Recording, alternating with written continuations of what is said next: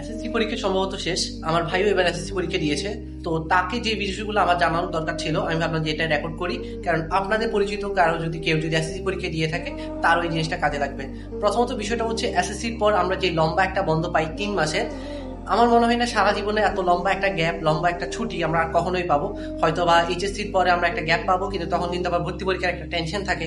আর ভার্সিটিতে যদি একবার ভর্তি হয়ে যান, তখন হচ্ছে ক্যারিয়ার বলেন, চাকরি বাকরি, ব্যবসা বাণিজ্য, তখন একটা প্রেশার থাকে। তো এত লম্বা একটা সময় পাওয়া যায় না, কখনোই পাওয়া হয় না। তাই এটা একটা লাইফের সবচেয়ে গুরুত্বপূর্ণ একটা নিয়ামত বা একটা সুযোগ। এটাকে কোনোভাবে হেলাফেলাভাবে নষ্ট করা উচিত না।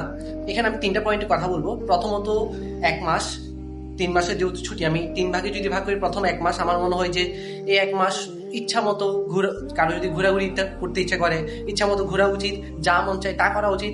পরীক্ষার একটা প্রেশার ছিল লম্বা লম্বা সময় ধরে, যেহেতু একটা বোর্ড পরীক্ষা ছিল। আবার অনেকের জন্য এটাই ফার্স্ট বোর্ড পরীক্ষা, যেহেতু করোনার সময় তারা 8-এ পরীক্ষা দেয়নি, আবার 5-এর পরীক্ষা ছিল না। তো তাদের ক্ষেত্রে চ্যালেঞ্জটা অনেক বেশি ছিল। আমার পরামর্শ থেকে প্রথম 1 মাস ইচ্ছা মতো ঘোরা উচিত, যা মন চায় করা উচিত। যে জিনিসটা আমার ইচ্ছা ছিল যে আমার যদি লম্বা একটা বন্ধ পাইতাম, আমি এই কাজটা করতে পারতাম, আমি খেলতে পারতাম, আমি টার্ফে যাইতাম, আমি ক্রিকেট খেলবো, এটা খেলবো, যা মন চাই 1 মাস শুধু নিজের জন্য রাখা উচিত, যেটা মন চাই করা উচিত। এবং দ্বিতীয়তে, 1 মাস যখন চলে যাবে, এরপরের 1 মাস আমার মনে হয় সুযোগ দেওয়া উচিত যে আমি কি একটা স্কিল শিখতে পারি, কোন জিনিসটা শিখতে পারি যেটা আমার ভবিষ্যতের জীবনে কাজে দিবে। এটা আমি নির্দিষ্ট করে কাউকে কিছু বলবো না। কেউ মন চাই, কারো যদি মনে হয় যে আমি ভিডিও এডিট আমার ভালো লাগে, সে ভিডিও এডিটিং শিখুক। কারো যদি মনে হয় আমার ডেভেলপিং অর্থাৎ ওয়েবসাইট বানানো, এটা যদি ভালো লাগে, কেউ এটা শিখুক।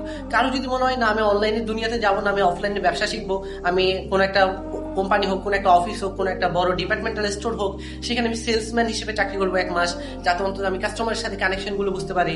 কারো যদি মনে হয় যে আমি কথা বলা, বক্তৃতা দেওয়া, এই সম্পর্কিত কোর্স করব, অর্থাৎ যা মন চাই, যেটাই ভাল লাগে সেটা নিয়ে শুরু করেন। তবে হ্যাঁ, অবশ্যই আপনি কারোর সাথে বসতে পারেন, আলোচনা করতে পারেন। কারণ আপনার হয়তো এই সময় এসে মনে হচ্ছে যে আমার এই জিনিসটা ভাল লাগতেছে, এটা হয়তো আমার জীবনে খুব কাজে দিবে, বাট এটা আলটিমেটলি কাজ নাও করতে পারে।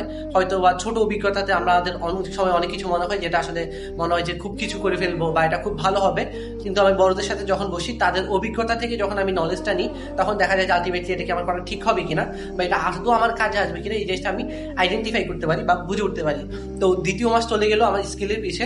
আসলে 1 মাসে স্কিল শেখা খুব টাফ, তাও আমি এতটুকু ডিফাইন করে দিলাম যাতে অন্তত শুরু করতে পারো তোমরা।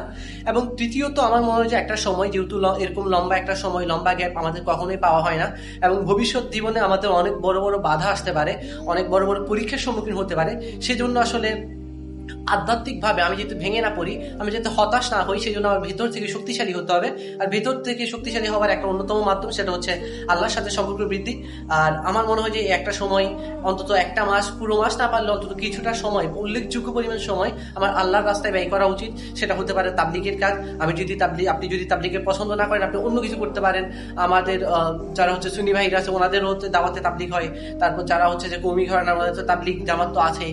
বা আপনি এগুলো যদি একটাও পছন্দ না করেন, আপনার যেভাবে মনে হয় যে আমি আল্লাহকে সময় দিতে পারতেছি, বা আমি আমার কোরআন শুদ্ধকরণ কোর্স করতেছি, বা আমি কোনো একটা দার্সে যাচ্ছি নিয়মিত, কিংবা আমি হচ্ছে যে কোনো একটা কমিউনিটির সাথে কানেক্টেড আছি, ইসলামিক কমিউনিটি, যেখানে গেলে আমার মনে হয় যে আমি আধ্যাত্মিকভাবে আরো শক্তিশালী হব।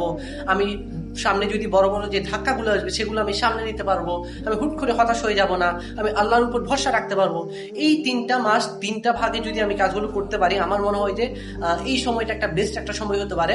এবং এই ইনভেস্টটা, আমি যে খরচ, এই সময়টাতে যে ইনভেস্ট করতেছি, যে সময়টা, আমার মনে হয় এর চেয়ে কয়েক গুণ বেশি আমরা রিটার্ন পাইতে পারি ভবিষ্যতে, যখন আমরা এইচএসসি বলেন বা ভার্সিটিতে ভর্তি হওয়ার পরে বলে, যখন আমরা ক্যারিয়ারে যাব, কোনো একটা ভালো কাজ করতে যাব, আমরা কোনো কিছু শুরু করার চেষ্টা করব, তখন আমার মনে হয় যে এটা খুব ভালো কাজে দিবে।